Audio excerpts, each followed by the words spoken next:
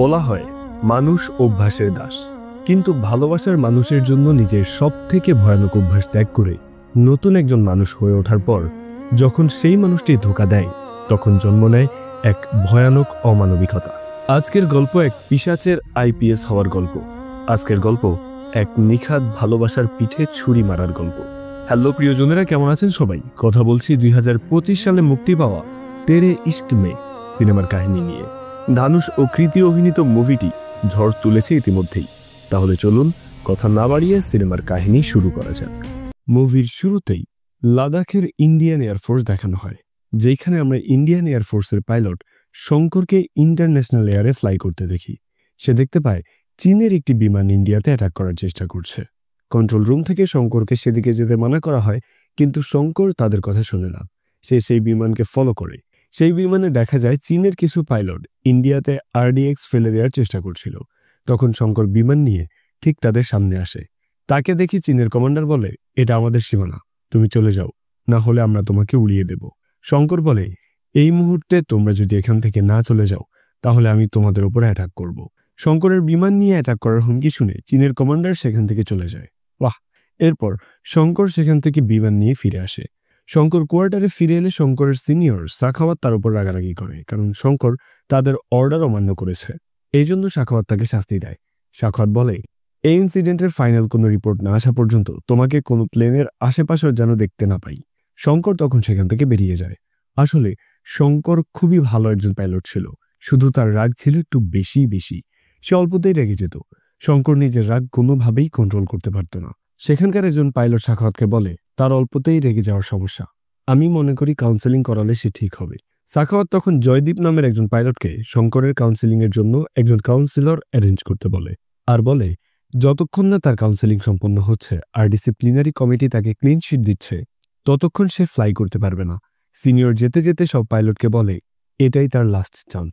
সে একা পাইলট নয়, এখানে আরো অনেক পাইলট আছে। এয়ারফোর্স কোয়ার্টার থেকে শঙ্করের সব ইনফরমেশন লাদাখ থেকে দিল্লিতে পাঠানো হয় একজন ভালো কাউন্সিলরের কাছে রেফার করে। এদিকে আমাদের মুভির হিরোইন মুক্তিকে দেখানো হয়। মুক্তি একজন সাইকিয়াট্রিস্ট। সে 9 মাসে প্রেগনেন্ট, তাই সে কিছুটা অসুস্থ ছিল। মুক্তি তার হাজব্যান্ড জাসজিতের সাথে ফোনে কথা বলছিল। জাসজিৎ তাকে নিজের খেয়াল রাখতে বলে। মুক্তি বলে, তুমি ঠিক সময়ে ফিরবে তো? এটা শুনে জাসজিৎ জানায়, এখানকার অবস্থা ভালো না। জাসজিৎ নেভিতে ছিল এবং দেশের পরিস্থিতিও খারাপ ছিল। মুক্তির কিছুদিন পর ডেলিভারি হবে, কিন্তু জাসজিৎ ফিরতে পারবে না, এই জন্য মুক্তি তার জন্য রাগারাগি করে।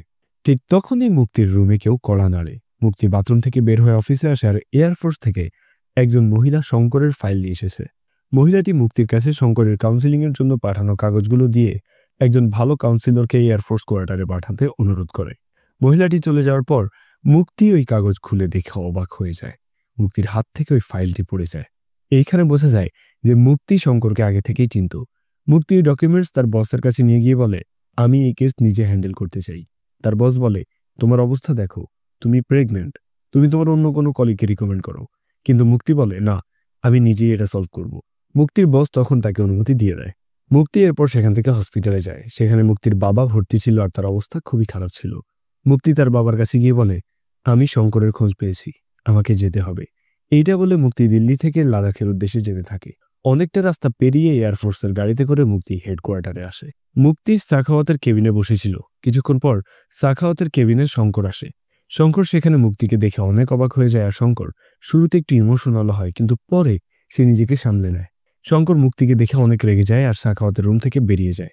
এইখান থেকে সিন ফ্ল্যাশব্যাকে যায় আর 7 বছর আগের দিল্লির সিন দেখানো হয়। মুক্তি একটি কলেজে সাইকোলজি সাবজেক্টের ওপর পিএইচডি করছিল। মুক্তি একদিন কলেজে তার থিসিস নিয়ে স্পিচ দিচ্ছিল, কিভাবে মানুষের মধ্য থেকে ভায়োলেন্স কমানো যায়, এটা নিয়ে সে স্পিচ দিচ্ছিল। তখন সেখানে শঙ্কর একটি ছেলেকে মারতে মারতে ঢুকে পড়ে। শঙ্কর ছিল একজন ছোটখাটো পলিটিশিয়ান। যেই ছেলেটি তার বিপক্ষে দাঁড়িয়েছিল, শঙ্কর তাকে মারছিল। মারামারি দেখে মুক্তি তার বক্তব্য থামায়। মুক্তি শঙ্করের কাছে গিয়ে মারামারি থামাতে বলে। মুক্তি শঙ্করের গায়ে হাত তুলতে যায়, তখন শঙ্কর তার হাত ধরে ফেলে। শঙ্কর প্রথম দেখাতেই মুক্তিকে ভালোবেসে ফেলেছিল। দুইজন পুলিশ এসে শঙ্করকে নিয়ে যেতে থাকে। তখন শঙ্কর ওই পুলিশ দুটিকে বলে, আমাকে একটু সময় দিন, কমলানগর থানায় আমার রোজ আসা যাওয়া হয়। পুলিশ তাকে ছেড়ে দেয়। শঙ্কর মুক্তির কাছে গিয়ে বলে, আপনি এত সুন্দরী না হলে আমি এটা কখনোই করতাম না। এইটা বলে শঙ্কর মুক্তির হাত তুলে বলে, এত সুন্দরী মেয়ের হাত যেহেতু উঠেছে তাই কোনো ছেলের গালে তো পড়াই উচিত।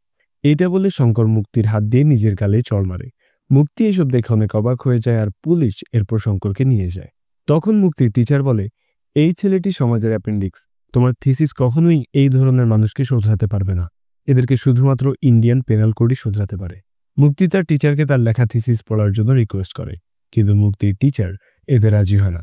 তার টিচার বলে, আমি এই থিসিস তখনই অ্যাপ্রুভ করব যখন আমি এই টপিকের একটি সলিড প্রুফ পাবো। এইটা বলে টিচাররা চলে যায়। মুক্তি তখন নিজের থিসিস অ্যাপ্রুভ করার জন্য শঙ্করকে সঠিক পথে আনার সিদ্ধান্ত নেয়।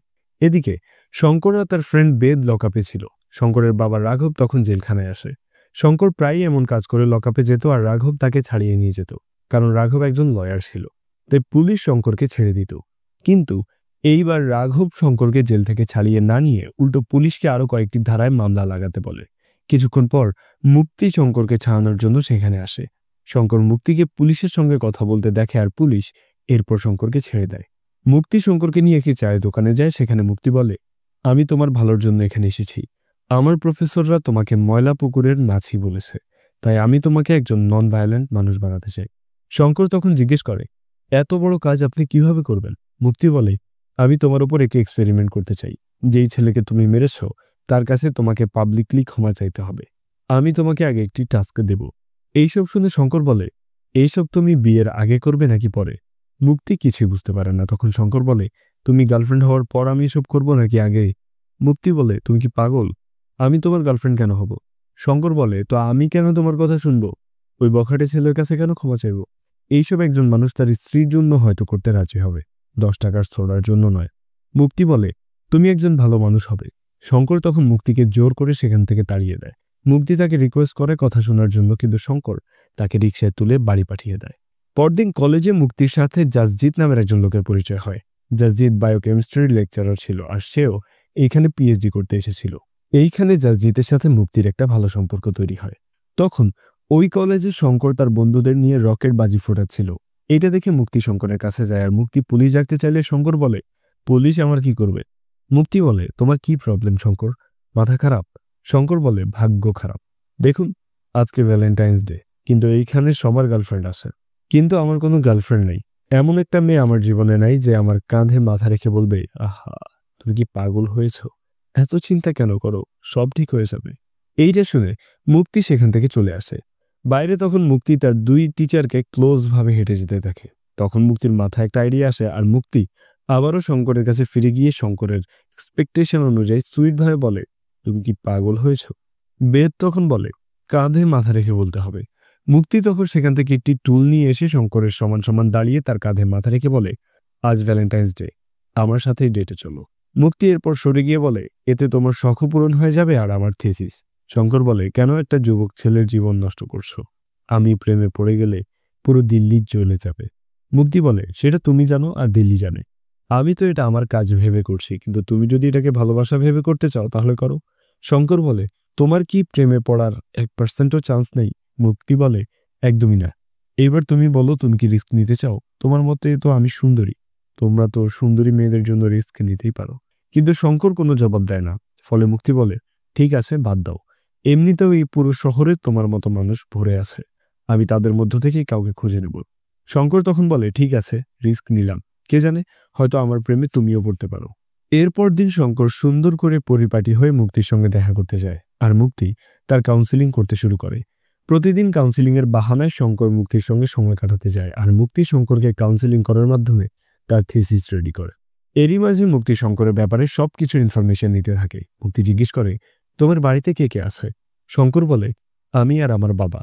মুক্তি তার মায়ের ব্যাপারে জিজ্ঞেস করলে শঙ্কর বলে, তিনি মারা গেছেন। মুক্তি জিজ্ঞেস করে, তোমার বাবার সাথে সম্পর্ক কেমন? শঙ্কর বলে, অনেক ভালো। এইভাবে ধীরে ধীরে সময় কাটতে থাকে। শঙ্কর আর মুক্তি একসাথে বিভিন্ন জায়গায় যেতে থাকে। বাসে একটি ছেলে মুক্তিকে ডিস্টার্ব করলে শঙ্কর অনেক হাইপার হয়ে যায় আর ওই ছেলেটিকে মারতে শুরু করে। মুক্তি তখন তাকে সামলায়। রাতে বসে মুক্তি তার থিসিস লিখে আর পরদিন শঙ্করের সামনে মুক্তি থিসিস লিখছিল। তখন শঙ্কর জিজ্ঞেস করে, এইসব কি লিখছো? মুক্তি বলে, ইংলিশে লিখছি, তুমি বুঝতে পারবে না। এইটা শুনে শঙ্কর ইংলিশ শেখার জন্য পরদিনই একটি ইংলিশ কোচিং কোর্সে ভর্তি হয়। ধীরে ধীরে মুক্তি আর শঙ্করের সম্পর্ক আরও ঘনিষ্ঠ হয়। মুক্তি একদিন শঙ্করের মায়ের নাম জিজ্ঞেস করে, কিন্তু শঙ্কর তার মায়ের মিথ্যা একটা নাম বলে। কিছুদিন পর মুক্তি থিসিস রেডি করে তার টিচারের কাছে যায়। সেখানে শঙ্করও বসেছিল, আর টিচার তার থিসিস দেখে সেটা অ্যাপ্রুভ করতে যাচ্ছিল। তখনই বেদ শঙ্করকে ফোন করে বলে যে তাদের গাড়িটির অ্যাক্সিডেন্ট হয়েছে। এইটা শুনে শঙ্কর রেগে সেখান থেকে বেরিয়ে যায়। এইটা দেখে মুক্তির টিচার বুঝতে পারে যে শঙ্কর এখনো ভায়োলেন্টই আছে, তাই সে মুক্তির থিসিসে আর সাইন করে না। শঙ্করের পেছনে মুক্তিও যায়। শঙ্কর সেখানে গিয়ে বাস ভাঙচুর করছিল, আর বেদ ওই ড্রাইভারকে মারছিল। শঙ্কর ওই ড্রাইভারকে মারতে গেলে মুক্তি তাকে থামায়, আর মুক্তি তখন টিচারকে কল করে সেখানে আসতে বলে। এরপর মুক্তি ড্রাইভারের কাছে শঙ্করকে ক্ষমা চাইতে বলে, কিন্তু শঙ্কর চুপ করে থাকে। মুক্তি তখন ড্রাইভারকে শঙ্করকে থাপ্পড় মারতে বলে। ড্রাইভার এতে ভয় পাচ্ছিল, কিন্তু মুক্তির জোরাজুরিতে ড্রাইভার কোনোভাবে শঙ্করের গালে টাচ করে। শঙ্কর অল্পতেই রেগে যেত, তাই সে রেগে ড্রাইভারকে মারতে শুরু করে। মুক্তি শঙ্করকে থামিয়ে বলে, তুমি তাকে মারতে পারবে না। মুক্তি আবার ওই ড্রাইভারকে শঙ্করকে মারতে বলে, কিন্তু শঙ্কর কোনোভাবেই তার রাগ কন্ট্রোল করতে পারে না, যার ফলে সে ওই ড্রাইভারকে আবার মারতে শুরু করে। মুক্তি তাকে থামিয়ে বলে, ডক্টর এক্ষুনি চলে আসবে, আমার 3 বছরের ক্যারিয়ার নষ্ট হয়ে যাবে, তুমি আমার ক্যারিয়ার নষ্ট করো না। শঙ্কর তখন মুক্তিকে বলে, আমিও এর বদলে কিছু চাই, আমি বোর হয়ে গেছি, আমার ফান চাই। এইটা শুনে মুক্তি ভেবে নেয় শঙ্কর কি আসলে চাচ্ছে। মুক্তি বলে, আমি তোমাকে তোমার ফান দেব, তুমি আমার কথা মেনে নাও। এইসব শুনে শঙ্কর তখন সবাইকে থামতে বলে দেয়। তখন মুক্তির টিচার মাথুর সেখানে আসে। মুক্তি তার টিচারের সামনে ড্রাইভারকে আবার শঙ্করকে মারতে বলে। ড্রাইভার মার খাওয়ার ভয়ে এতে রাজি হয় না, কিন্তু মুক্তি তাকে বলে এইবার কিছুই হবে না। ড্রাইভার তখন শঙ্করকে চড় মারে। মুক্তির ক্যারিয়ারের কথা ভেবে শঙ্কর কোনোভাবে নিজেকে কন্ট্রোল করে। এরপর মুক্তি শঙ্করকে নিয়ে হোটেল রুমে গিয়ে তার জামা খোলে আর বলে, এই নাও, তুমি তো ফান চেয়েছিলে, এটাই তোমার ফান। এইটা দেখে শঙ্করের অনেক খারাপ লাগে, কারণ সে তো মুক্তিকে সত্যিই ভালোবেসেছিল। তাই শঙ্কর সেখান থেকে বেরিয়ে আসে। তখন মুক্তি জিজ্ঞেস করে, কি হয়েছে? শঙ্কর বলে, মুড নেই। এটা শুনে মুক্তি বলে, এখন মুডও বানাতে হবে? তখন শঙ্কর মুক্তিকে কাছে টেনে নিয়ে বলে, আমি কাজ ভেবে এসব করব, আর তুমি এটা ভালোবাসা ভেবে করো। এটাই তো তুমি চাইছিলে, তাই না? আমার এসব করা উচিত হয়নি, আমি ক্ষমা চাইছি। এরপর শঙ্কর লিফটে উঠে পড়ে, আর মুক্তিও তখন লিফটে ওঠে। এরপর থেকে মুক্তি আর শঙ্করের সম্পর্ক আরো ভালো হয়। শঙ্কর মুক্তির জন্য নিজেকে বদলাতে থাকে। নির্বাচনে শঙ্কর জয়ী হলেও মুক্তির জন্য সে তার প্রতিপক্ষকে মালা পরিয়ে দেয়। শঙ্কর মুক্তির টিচারকে অনেক সাহায্য করে। শঙ্কর ধীরে ধীরে ভালো একজন মানুষে পরিণত হয়। মুক্তি শঙ্করের পরিবর্তনের সমস্ত ইনফো তার থিসিসে অ্যাড করতে থাকে। মুক্তি তার থিসিস কমপ্লিট করে তার টিচারকে জমা দেয়। তার টিচারও শঙ্করের পরিবর্তন দেখে অনেক ইমপ্রেস হয়, আর মুক্তির থিসিস অ্যাপ্রুভ করে। এতে মুক্তি অনেক খুশি হয়, আর ফাইনালি তার পিএইচডি কমপ্লিট হয়। বাইরে এসে মুক্তি শঙ্করকে জড়িয়ে ধরে বলে, তুমি বেস্ট, আই লাভ ইউ। এতে শঙ্কর অনেক খুশি হয়, কারণ ফাইনালি মুক্তি তার প্রেমে পড়েছে। শঙ্কর তখন তার মায়ের আসল নাম বলে। শঙ্কর বলে তার মায়ের আসল নাম কাবেরী। শঙ্করের মা একদিন একটি বাচ্চাকে পুড়ে যাওয়া থেকে বাঁচাতে গিয়ে মারা গিয়েছিল। শঙ্কর বলে, গরিব মানুষেরা 20% পার্নেও মারা যায়। শঙ্কর তখন অনেক ছোট ছিল। এই ঘটনার গল্প শঙ্করকে অনেক ট্রমাটাইজ করে, যার ফলে সে অল্পতেই রেগে যায়, আর তার হাইপার মেন্টাল সমস্যা হয়। আর কোনোভাবেই শঙ্কর নিজের রাগ কন্ট্রোল করতে পারে না। এইসব বলতে বলতে শঙ্কর অনেক ইমোশনাল হয়। শঙ্কর মুক্তির হাতে কাচের চুড়ি ধরে বলে, তোমার সাথে থাকলে আমি শান্ত থাকি। আমার ভদ্র ছেলে হতে ভালো লাগছে না, কিন্তু আমি তোমার জন্য ভদ্র হয়ে যাব। তুমি যেমন বলবে আমি তেমনই হয়ে যাব। আমি তোমাকে ভালোবাসি। তখন বৃষ্টি নামে। সেখানে আবির নামের একটি ছেলে এসে মুক্তিকে ডাক দেয়, আর মুক্তি তখন ছুটে গিয়ে তাকে জড়িয়ে ধরে। শঙ্কর মুক্তির চুড়ি ধরেছিল। মুক্তির ছুটে যাওয়ায় চুড়িটি ভেঙে যায়, যার ফলে শঙ্করের আঙুল কেটে যায়। মুক্তিকে ওই ছেলেটির সঙ্গে ক্লোজ হতে দেখে শঙ্কর অনেক কষ্ট পায়, কারণ শঙ্কর তাকে অনেক ভালোবাসতো, কিন্তু মুক্তি তাকে ভালোবাসত না। এরপর সিন প্রেজেন্টে আসে। শঙ্কর এয়ারফোর্সের বাথরুমে ঢুকে এসব মনে করছিল। মুক্তিও পাশের বাথরুমে ঢুকে মুখ ধুচ্ছিল। মুক্তি অনেক অসুস্থ ছিল, আর তার নাক দিয়ে রক্ত ঝরছিল। সে কোনোভাবে নাক সাফ করে বেরিয়ে আসে, আর শঙ্করও বাইরে বের হয়। শঙ্কর মুক্তিকে দেখে ইগনোর করে চলে যেতে থাকে, আর মুক্তি তখন তাকে রিকোয়েস্ট করে বলে, চলো কোথাও বসে একটু কথা বলি। শঙ্কর তখন মুক্তিকে নিয়ে ক্যান্টিনে যায়। মুক্তি শঙ্করকে জিজ্ঞেস করে, তুমি তো ইউপিএসসি করেছিলে, তাহলে এয়ারফোর্সে কিভাবে এলে? শঙ্কর কোনো জবাব দেয় না। মুক্তি বলে, তোমার সিনিয়র আমাকে তোমার ব্যাপারে প্রশংসা করেছে, তাদের কিছু রুলস আছে, তোমাকে তাদের কথা মানতে হবে। শঙ্কর বলে, পেট্রোলিং এরিয়াতে সমস্ত সিঙ্গেল শত্রুদের প্লেনে শুট করা পাইলটের দায়িত্ব। আমি তেজাস ফ্লাই করিয়েছি, কোনো কমার্শিয়াল এয়ারলাইন্স না। তুমি এখানে কি করছো? মুক্তি বলে, তুমি এখনো আগের মতোই অ্যাগ্রেসিভ আছো। তুমি তোমার ইমেজকে ভালোবাসো, তাই না? শঙ্কর বলে, তুমি এখনো নিজের দৃষ্টিভঙ্গি অন্যের উপর চাপিয়ে দাও, তোমার এটা জন্মগত স্বভাব। পেপার সাইন করে সেখান থেকে চলে যাও। এইটা বলে শঙ্কর চলে যেতে থাকে। তখন মুক্তি তাকে থামিয়ে বলে, আমি তোমার সাথে আরেকটু কথা বলতে চাই। তখন শত্রুপক্ষ তাদের এয়ারফোর্স অফিসে আক্রমণ করে। শঙ্কর কোনোভাবে মুক্তিকে বাঁচায় আর শঙ্কর বাইরে গিয়ে কিছু মহিলা পাইলটকে বলে, ভেতরে একটি মহিলা আছে, তার খেয়াল রেখো। এইটা বলে শঙ্কর বাইরে চলে যায়। আর ওই মহিলা পাইলটরা মুক্তির কাছে গিয়ে তাকে ধরে একটি প্লেনে তোলে। শঙ্কর বাইরে গিয়ে দেখে আশেপাশের সবকিছু বোমা দিয়ে জ্বালিয়ে দেওয়া হয়েছে। শঙ্কর পাইলটদের ট্রেনিং সেন্টারে যায়, সেখানে সাখাওয়াত সব পাইলটকে ইন্ডিয়ান সাইড থেকে যুদ্ধের জন্য প্রস্তুত করছিল। কিন্তু শঙ্কর তাদের সঙ্গে যুদ্ধে যেতে পারবে না, কারণ আগের ঘটনার কারণে ডিসিপ্লিনারি কমিটি তাকে এখনো পারমিশন দেয়নি। এইখান থেকে সিন আবার ফ্ল্যাশব্যাকে যায়। মুক্তির আবিরের সাথে চলে যাওয়ার পর শঙ্কর কষ্ট পেয়ে একা মদ খাচ্ছিল। তখন শঙ্করের এক ফ্রেন্ড বলে, ভেবেছিলাম ইলেকশনটা জিতে কোটার মাধ্যমে অ্যাডমিশন নিব, অনেক টাকা ইনকাম করব, কিন্তু ওই মেয়েটির চক্করে সব হারালাম। তখন বেদ এসে শঙ্করকে আবিরের ব্যাপারে বলে। মুক্তির বাবা আর আবিরের বাবা অনেক ভালো বন্ধু। তারা ভেবেছে মুক্তির সাথে আবিরের বিয়ে হবে। এত কিছু করে কি হলো, মেয়েটিকে তো অন্য একজন নিয়ে যাচ্ছে। এইটা শুনে শঙ্কর অনেক রেগে যায়। এইদিকে মুক্তি আর আবির একটি বারে বসে ড্রিঙ্ক করছিল। মুক্তি আবিরকে বলে, আমি তোমাকে পছন্দ করি না, আমরা শুধু বন্ধু, কিন্তু আমরা বিয়ে করতে পারবো না। আমি জীবনে অনেক কিছু করতে চাই, আমি ইউএস যেতে চাই। আবির বলে, আমি বুঝতে পারছি, রিল্যাক্স, তুমি তো টেনশন করছো কেন। এইখানে মুক্তি শঙ্করের বদলে যাওয়ার ব্যাপারটাও আলোচনা করে। তখন সেই বারে বেদ আর শঙ্কর আসে। বেদ শঙ্করকে বলে, তুই এখন নন ভায়োলেন্ট ম্যান। শঙ্কর এসে আবিরের আর মুক্তির মাঝখানে বসে। বেদ এইদিকে পার্টি সবাইকে বাড়ি পাঠিয়ে দেয়। আবির শঙ্করের দিকে অবাক হয়ে থাকায় শঙ্কর আবিরকে বলে, তুমি অনেক ভালো ছেলে আবির, আমিও অনেক ভালো। আমি নতুন নতুন ভালো হয়েছি, আমি ভালো মন্দের প্রেশারে আছি, ওই প্রেশার ফেরত দিতে এসেছি। তোমরা ভালো, তাই তোমরাই তোমাদের ভালো মানুষই রাখো। এইটা বলে শঙ্কর আবিরের গায়ে মদ ঢেলে দেয়। এরপর নিজের গায়েও মদ ঢালে। শঙ্কর ম্যাচ লাইটে আগুন ধরিয়ে আবিরকে ভয় দেখায়। মুক্তি শঙ্করকে বলে, আমি জানি তুমি এটা করবে না। শঙ্কর মুক্তিকে বলে, তুমি যদি আবিরকে ভালোবাসো তাহলে আমাকে জ্বালিয়ে দাও, আর যদি তুমি আমাকে ভালোবাসো তাহলে আবিরকে জ্বালিয়ে দাও। এটা বলে শঙ্কর সেখান থেকে বেরিয়ে আসে। সিন আবার প্রেজেন্টে আসে। একটি প্লেনে মুক্তিকে তোলা হয়েছিল, আর সেই প্লেনে আরো অনেক আহত পাইলট ছিল। মুক্তি এক পাইলটকে শঙ্করের ব্যাপারে জিজ্ঞেস করে, আর ওই পাইলট বলে, তিনি আমাদের বেস্ট পাইলট। মুক্তি তাকে শঙ্করের ফ্যামিলি আর বিয়ের ব্যাপারে জিজ্ঞেস করলে পাইলট বলে, তার ফ্যামিলি কেউ আছে কিনা জানি না।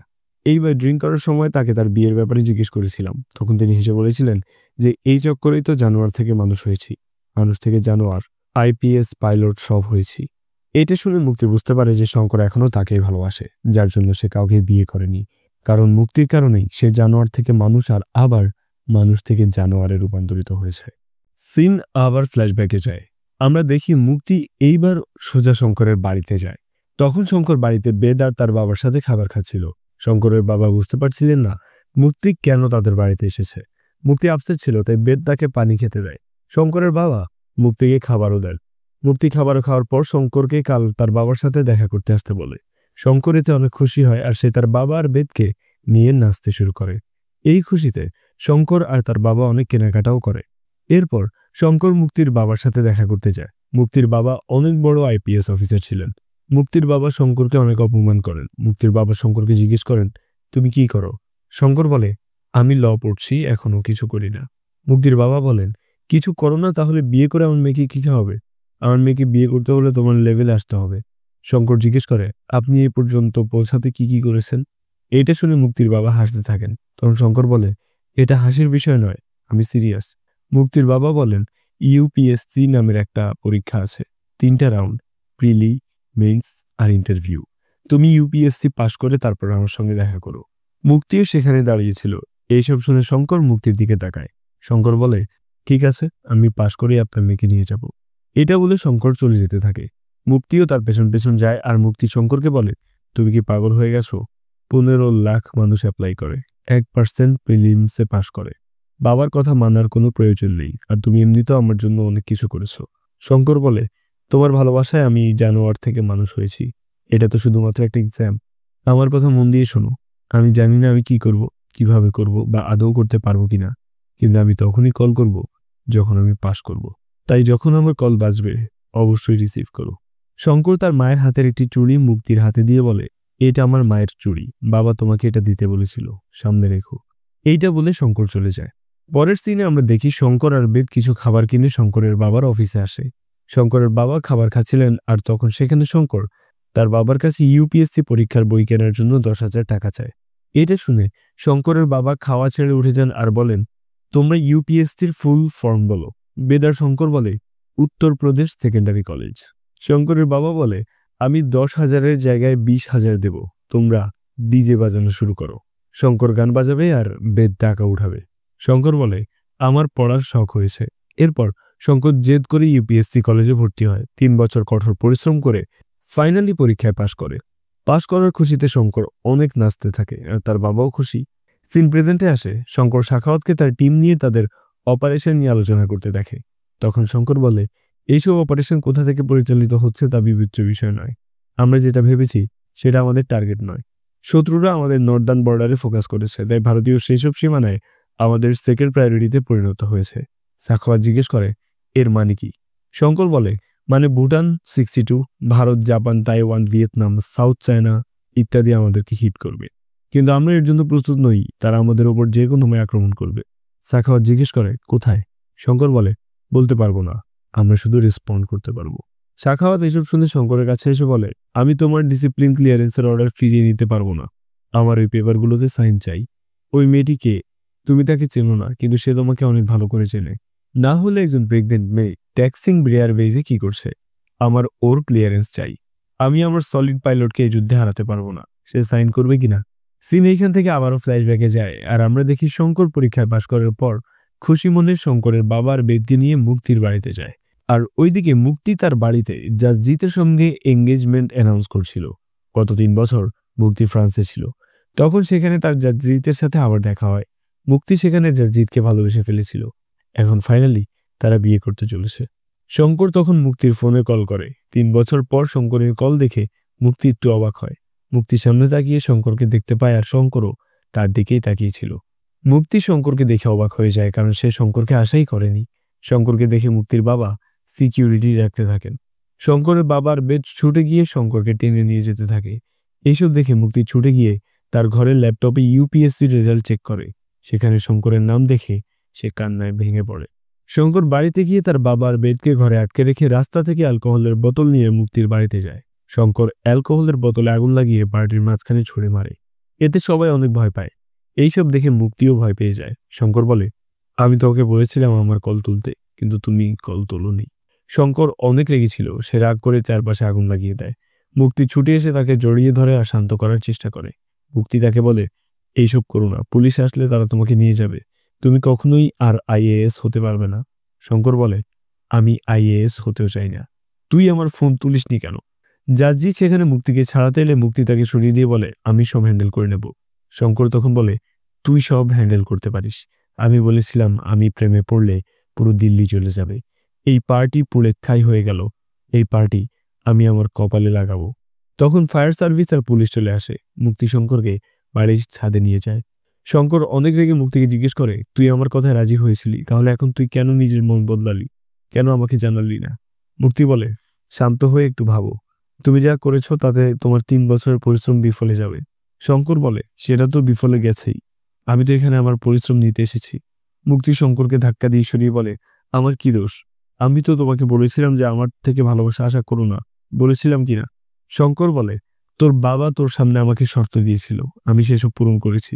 এখন তুই আমাকে ভালো না বাসিস, তাহলে তখন তুই কেন তোর বাবাকে বলিসনি যে এই শর্ত রেখো না? এই লোকটি শর্ত পূরণ করলেও কোনো লাভ হবে না। মুক্তি বলে কিভাবে বলতাম? রিজেকশন তুমি হ্যান্ডেল করতে পারতে না, তুমি না শুনতে পারো না, আমি ট্রাই করেছিলাম। আমি সোজা তোমার বাড়িতে গিয়েছিলাম, বলতে চেয়েছিলাম শঙ্কর এটা সম্ভব নয়। তুমি কি বুঝতে পারতে আমার কথা? তুমি মানুষের ওপর মদ ঢেলে দিতে। নিজেকে দেখো, তুমি আমার পুরো বাড়িতে আগুন লাগিয়ে দিয়েছো। না শোনার ক্ষমতা তোমার আছে? আর যেই শর্তের কথা তুমি বলছো সেটার কারণে আজ তোমার সুন্দর লাইফ হবে। তুমি কি দেখতে পাচ্ছ না? তুমি নিজেই তোমার বাবাকে জিজ্ঞেস করো, সে ঠিকই দেখতে পাবে। তাহলে বেদকে জিজ্ঞেস করো, সেও দেখতে পাবে। না হলে তোমার ছোট রুমটিকে জিজ্ঞেস করো, যেখানে খাবার খাওয়ার জায়গাও নেই। শঙ্কর রেগে মুক্তির গলা চেপে ধরে বলে আমি কবে বলেছি যে আমার ছোট রুমটিতে আমার দম বন্ধ হয়ে আসছে? আমাদেরকে দয়া করে গরিবের জীবন থেকে বের করো। মুক্তি ম্যাডাম, তুই কেন আমাকে আর আমার বাবাকে হেল্প করতে গেলি? আমি কেন Indian politics, modern Indian history, economy এসব পড়েছি? আবার এসব পড়ার কি লাভ? মুক্তি বলে তুমি আইএএস প্রিলিমিনারি দিয়েছো, তুমি কোথায় গিয়ে পৌঁছাতে পারো তা তুমি নিজেও জানো না। শঙ্কর বলে আমি কোথাও পৌঁছাতে চাইনি, আমি যা করেছি তোমাকে ভালোবেসে করেছি। তুই আমাকে আর আমার বাবাকে ঘৃণা করতি, তাহলে তুই আমাকে বলে দিতি। নিজের থিসিসের জন্য তুই আমাকে গিনিপিগে পরিণত করেছিস। তুই কি আমাকে কখনো 1 সেকেন্ডের জন্য ভালোবেসেছিলি? মুক্তি বলে, না। শঙ্কর বলে, আমি ভেবেছিলাম তুই আমাকে ভালোবাসিস, কিন্তু না। মুক্তি বলে, ভালোবাসা জোর করে হয় না, আমরা অনেক আলাদা। আমি তোকে বুঝতে পারি না, আর তুই আমাকে বুঝতে পারিস না। এইদিকে মুক্তির বাবা আর জাসজিৎ পুলিশ নিয়ে গেটে আসে। শঙ্কর এইসব শুনে কান্নায় ভেঙে পড়ে। মুক্তি তাকে জড়িয়ে ধরে, আর শঙ্কর বলে, কিছু তো কর, হয় আমাকে গুলি করে দে, না হয় আমাকে চুমু খা, আর না হয় চল একসাথে ছাদ থেকে লাফ দিয়ে মরেছে। মুক্তি বলে, তুমি নিজে কিছু করো, কারণ আমি না তোমাকে গুলি করতে পারবো, না কিস করতে পারবো, আর না তোমার সাথে ছাদ থেকে লাফ দিতে পারবো। আমি শুধু তোমার সাথে থাকতে পারবো, আমি শুধু তোমার বন্ধু হয়েই থাকবো। শঙ্কর তখন উঠে চলে যেতে থাকে। মুক্তি বলে, ওই দিক দিয়ে যেও না, ওখানে পুলিশ আছে, অন্য রাস্তা দিয়ে যাও। শঙ্কর বলে, তোর এতে কিছু আসে যায়? মুক্তি বলে, না। শঙ্কর তখন বলে, আমারও কিছু আসে যায় না। এইটা বলে শঙ্কর পুলিশের কাছে সারেন্ডার করে, আর পুলিশরা তাকে সেখানেই মারতে শুরু করে। এরপর তাকে ধরে নিয়ে যায়। মুক্তির ছাদ থেকে শঙ্করকে নিয়ে যেতে দেখে। মুক্তির কথায় তার বাবা শঙ্করের ওপর এফআইআর রেজিস্টার করে না। মুক্তি অনেক ভয় পাচ্ছিল, কারণ সে জানে যে শঙ্কর চুপ করে থাকবে না। তাই সে জাসজিৎকে দ্রুত বিয়ে করার ব্যাপারে বলে। মুক্তি জাসজিৎকে বলে, আমি বাবাকে বলেছিলাম সে যেন শঙ্করকে একটা চ্যালেঞ্জ দেয়, যাতে সে হয় আমাকে ভুলে যায়, আর না হয় বড় কিছু জিতে যায়। জাসজিৎ বলে, তোমার কি মনে হয়, তোমার তার কাছে ক্ষমা চাওয়া উচিত? মুক্তি বলে, 3 বছর হয়ে গেছে, আমি কি তার জন্য বসে থাকতাম? আর আমি শুরুতেই বলেছি আমি তাকে ভালোবাসি না। জাসজিৎ বলে, অন্তত তার সাথে তোমার একবার কথা বলা উচিত। এইদিকে শঙ্করের বাবা মুক্তির কাছে এসে রিকোয়েস্ট করে শঙ্করকে ছেড়ে দিতে বলার জন্য। শঙ্করের বাবা মুক্তির বাবার পায়ে ধরেন। মুক্তির বাবা তাকে অনেক অপমান করেন। মুক্তির বাবা শঙ্করের বাবাকে সেখানে উপস্থিত থাকা সবার কাছে ক্ষমা চাইতে বলেন। শঙ্করকে ছাড়ানোর জন্য তার বাবা এতেও রাজি হন। শঙ্করের বাবা সবার পায়ে ধরে ক্ষমা চান। মুক্তি এটা দেখে তার বাবার উপর রেগে যায়। শঙ্করের বাবা মুক্তির কাছেও ক্ষমা চান, আর মুক্তির বাবা বলেন, এফআইআর করাই হয়নি, নেক্সট টাইম তোমাকে আর তোমার ছেলেকে যেন দিল্লি শহরে দেখতে না পাই। এরপর শঙ্করের বাবা পুলিশ স্টেশনে গিয়ে শঙ্করকে নিতে যায়। শঙ্করকে অনেক মারা হয়েছিল। শঙ্করের এই অবস্থা দেখে তার বাবা অনেক ইমোশনাল হয়ে যায়। শঙ্করের বাবা এরপর তাকে নিয়ে যেতে থাকে, আর তাকে বলেন, জানিস তুই যখন 6 বছর ছিলি তখন তোর প্লেন অনেক পছন্দ ছিল, তুই প্লেনের জন্য অপেক্ষা করতি। তখন আমি বাড়ি থেকে আসতাম, আর তুই আমাকে বলতি, বাবা আমি প্লেনে চড়তে চাই। ছোট্ট একটি অফিসের নোটারি জব করে আমি এটা কোনোভাবেই অ্যাফোর্ড করতে পারতাম না। তখন আমি তোকে আমার সাইকেলে বসিয়ে অনেক দ্রুত চালাতাম। আমি ততক্ষণ থামতাম না যতক্ষণ না সাইকেলের চেইন পড়ে না যাচ্ছে। আমার স্বপ্ন ছিল একদিন তোকে এই দুনিয়ার সবচেয়ে দ্রুতগামী প্লেনে বসাবো, আর প্লেন অনেক দ্রুত চলবে। এটা বলতে বলতে শঙ্করের বাবা দ্রুত বাইক চালাতে থাকেন, যার ফলে তাদের অ্যাক্সিডেন্ট হয়। শঙ্কর কোনোভাবে উঠে তার বাবার কাছে গিয়ে তার মুখে পানি দিয়ে তাকে ডাকতে থাকে, কিন্তু তার বাবা মারা যায়। এইটা দেখে শঙ্কর নির্বাক হয়ে যায়। এরপর সে তার বাবাকে বেনারস নিয়ে যায়। সেখানে তার বাবার ফিউনারাল হয়, আর একদিকে শঙ্কর তার বাবার ফিউনারাল করছিল, অন্যদিকে মুক্তির বাড়িতে তার বিয়ে হচ্ছিল। কিন্তু মুক্তি অনেক আপসেট ছিল। যখন শঙ্কর ফিউনারাল করছিল তখন সেখানে একজন পণ্ডিত এসে শঙ্করকে দেখে বুঝে যায় তার মন ভেঙে গিয়েছে। তুমি না বেঁচে থেকে কখনো মুক্তিকে পাবে, আর না মারা যাওয়ার পর। শঙ্কর বলে, আমি তো মারা যাওয়ার পরও তাকে ভুলতে পারবো না, তখন কি করব? পণ্ডিত তখন রেগে গিয়ে শঙ্করকে তার বাবার চিতার কাছে নিয়ে গিয়ে বলে, দেখ তোর বাবা তোর ভালোবাসায় পুড়ে ছাই হয়ে গেছে। এইসব দেখে শঙ্কর অনেক কাঁদতে থাকে। শঙ্কর মুক্তিকে ভুলে যাওয়ার সিদ্ধান্ত নেয়। পরদিন মুক্তির হলুদের অনুষ্ঠান হচ্ছিল। তখন সেখানে আবার শঙ্কর আসে, আর মুক্তির মাথায় গঙ্গা জল ঢেলে বলে, আমার বাবাকে পোড়াতে বেনারস গিয়েছিলাম, ভাবলাম তোর জন্য গঙ্গা জল নিয়ে যাই। পুরনো সব ভুলে নতুন জীবন শুরু করতে যাচ্ছিস, মহাদেবের কাছে তোর জন্য একটি দোয়া চেয়েছি। আমি চাই তোরও যেন একটি ছেলে হয়, তুইও যাতে বুঝতে পারিস ভালোবেসে যারা মারা যায় তারাও কারো ছেলে। এইসব শুনে মুক্তি অনেক ট্রমাটাইজ হয়ে যায়, কারণ সে জানতো না যে শঙ্করের বাবা মারা গেছেন। এরপর শঙ্কর চলে যায়। বিয়ের দিন মুক্তি অনেক আপসেট ছিল, তাই জাসজিৎ তাকে বিয়ের মণ্ডপ থেকে মুক্ত করে দেয়, যার ফলে তাদের বিয়ে আর হয় না। বিয়ের মণ্ডপ থেকে বের হয়ে সোজা মুক্তি শঙ্করের বাড়িতে যায়, কিন্তু শঙ্কর ততক্ষণে সেখান থেকে চলে গিয়েছে। শঙ্কর সুইসাইড করতে যায়, তখন তার মাথার উপর দিয়ে একটি প্লেন উড়ে যায়। শঙ্করের তখন মনে পড়ে তার বাবা তাকে বলেছিল, আমার স্বপ্ন তোকে একদিন সব থেকে দ্রুতগামী প্লেনে বসাবো। তার বাবার এই স্বপ্ন পূরণ করার জন্যই শঙ্কর অনেক দূরের রাস্তা পাড়ি দিয়ে এয়ারফোর্স জয়েন করে। সেখানে কঠোর পরিশ্রমের মাধ্যমে সে একজন ভালো পাইলট হয়। আর এইদিকে মুক্তি শঙ্করকে পাগলের মতো খুঁজতে থাকে, কিন্তু কোনো খোঁজ না পেয়ে অনেক ডিপ্রেসড হয়ে ড্রিঙ্ক করতে শুরু করে। মুক্তিও সাইকিয়াট্রিস্ট হিসাবে তার চেম্বারে বসতে থাকে, কিন্তু সে কখনোই শঙ্করকে ভুলতে পারে না। অতিরিক্ত ড্রিঙ্ক করার কারণে মুক্তির শরীর অনেক খারাপ হয়ে যায়, তার নাক মুখ দিয়ে রক্ত আসতে শুরু করে। তার এই পরিস্থিতি দেখে তার বাবা অসুস্থ হয়ে পড়েন। ততদিনে জাসজিৎ নেভিতে জয়েন করেছিল। জাসজিৎই মুক্তির বাবাকে হসপিটালে ভর্তি করে। মুক্তির বাবা তাকে জাসজিতের সাথে নিজের জীবন গুছিয়ে নিতে অনুরোধ করে, যার ফলে জাসজিতের সাথেই তার বিয়ে হয়। আর এর মধ্যেই মুক্তি প্রেগনেন্ট হয়। সিন প্রেজেন্টে আসে। মুক্তি শঙ্করের রুমে যায় আর সেখানে শঙ্কর আর তার বাবার ছবি দেখতে পায়। তখন শঙ্কর এসে বলে, গিল্ট একটা পয়েন্টলেস ইমোশন, আমাকে দয়া করিস না। মুক্তি বলে, তোমার উপর দয়া হচ্ছে না, বরং মেয়েদের ওপর দয়া হচ্ছে। মেয়েরা সবসময় রাজকুমারের স্বপ্ন দেখে, দিনমজুরের নয়। আমি যদি বলি যে আমি তোকে ভালোবাসি, এইটা শুনে শঙ্কর হাসতে থাকে। এরপর বলে, মদ খেয়েছিস তুই? মুক্তি বলে, আমি তো পেট্রোল খেয়েছি কিন্তু মরিনি। তোর অভিশাপে আমি রক্তবমি করেছি কিন্তু মরিনি। শঙ্কর বলে, উড়ে যা, তার আগে আমার পেপারটা সাইন করে দে। মুক্তি বলে, আমার দেওয়ার মতো কিছুই নেই, শুধু আমি একটা জিনিস তোর কাছে রেখে যেতে চাই, শুধু তুই রাজি হয়ে যা, না হলে আমি এই পেপারে সাইন করব না। শঙ্কর রেগে গিয়ে বলে, এখন আর আমার ভালোবাসা, মন, ক্ষমা এইসবে কোনো ইচ্ছা নেই, আমার শুধু এখন লড়াই করার ইচ্ছা। মুক্তি সাইন করতে রাজি হয় না, কারণ সে সাইন করলে শঙ্কর ফ্লাই করার অনুমতি পাবে আর শঙ্কর ওই যুদ্ধে গেলে মারা যাবে, যেটা মুক্তি কখনোই চায় না। শঙ্কর বলে, আমি বেঁচে থেকে কি করব? আমার শিরায় শিরায় ঘৃণা জমে আছে, আমি মরার জন্যই বেঁচে আছি। মুক্তি তাকে না যাওয়ার জন্য রিকোয়েস্ট করতে থাকে, কিন্তু শঙ্কর তাকে এসব বলতে মানা করে। পুলিশ আমার শরীরের হাড় ভেঙে দিয়েছে, আমি নাকে খত দিয়ে বলছি, আমাকে ক্ষমা করে দাও। আমি ক্লান্ত হয়ে গেছি এই অভিশপ্ত ভালোবাসায়, আমি শুধু লড়তে চাই। আমি তোমাকে ক্ষমা করেছি, শুধু আমার পেপারে সাইন করে দাও। মুক্তি বলে, তুমি আমাকে ভালোবাসো বা ঘৃণা করো, এতে আমার কিছু আসে যায় না। আমি তোমার কাছে অন্য কিছু চাইতে এসেছি, আমার বাচ্চাকে সামলে নিও। মুক্তির অনেক রক্তক্ষরণ হচ্ছিল, এতে শঙ্কর অনেক ভয় পেয়ে যায় আর তাকে হসপিটালে নিয়ে যায়। মুক্তি শঙ্করকে তার বাচ্চার খেয়াল রাখতে বলে। শঙ্কর বলে, আমি তো পচা পুকুরের মাছি, যদি তোর বাচ্চা আমার সাথে থাকে তাহলে সেও তো আমার মতো হবে।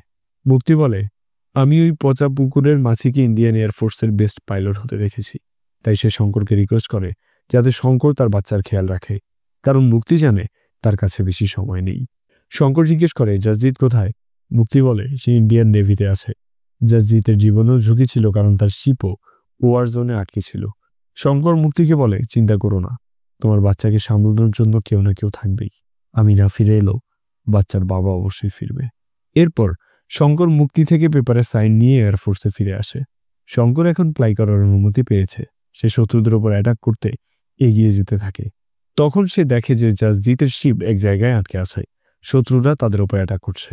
ততক্ষণে শঙ্করের প্লেনেও আগুন লেগে গিয়েছিল। এই জন্য কন্ট্রোল রুম থেকে তাকে প্লেন ছেড়ে পানিতে লাফ দেওয়ার অর্ডার দেওয়া হয়। কিন্তু শঙ্কর এতে রাজি হয় না, কারণ সে মুক্তিকে কথা দিয়েছে যে সে জাসজিৎকে ফিরিয়ে আনবে। এই জন্য শঙ্কর তার প্লেন শত্রুদের জাহাজের ওপর ক্র্যাশ করিয়ে দেয়, যার কারণে ওই জাহাজ ধ্বংস হয়ে যায়। এতে শঙ্করও মারা যায়, কিন্তু জাসজিৎ প্রাণে বেঁচে যায়। এইদিকে মুক্তির একটি ছেলে সন্তান হয়, আর সন্তানটি জন্ম দিতে গিয়ে মুক্তিও মারা যায়। আর অদ্ভুত এক ভালোবাসায় যে দুইটা মানুষ পাশাপাশি পথ চলছিল, তাদের দুইজনের মৃত্যুর মাধ্যমে এই মুভিটি শেষ হয়। তো প্রিয়জনেরা, এই ছিল আমাদের আজকের মুভি এক্সপ্লেনেশন। ভিডিওটি আপনাদের সামনে আমরা হাজির করেছি অত্যন্ত দ্রুতগতিতে, এর জন্য আমরা করেছি নিরলস পরিশ্রম। যদি আমাদের প্রচেষ্টা আপনাদের ভালো লাগে তাহলে প্লিজ ভিডিওটি লাইক করুন এবং শেয়ার করুন আপনার বন্ধুদের সাথে। আপনাকে কাহিনীটি শোনাচ্ছিলাম আমি সাইফ বিন রহমান। আজকে বিদায় নিচ্ছি, কিন্তু শীঘ্রই দেখা হবে অন্য কোনো দিন নতুন কোনো মুভির কাহিনী নিয়ে। ততক্ষণ পর্যন্ত আপনি তো জানেন কি করতে হবে। প্রিয়জনের খেয়াল রাখুন। আল্লাহ হাফিজ।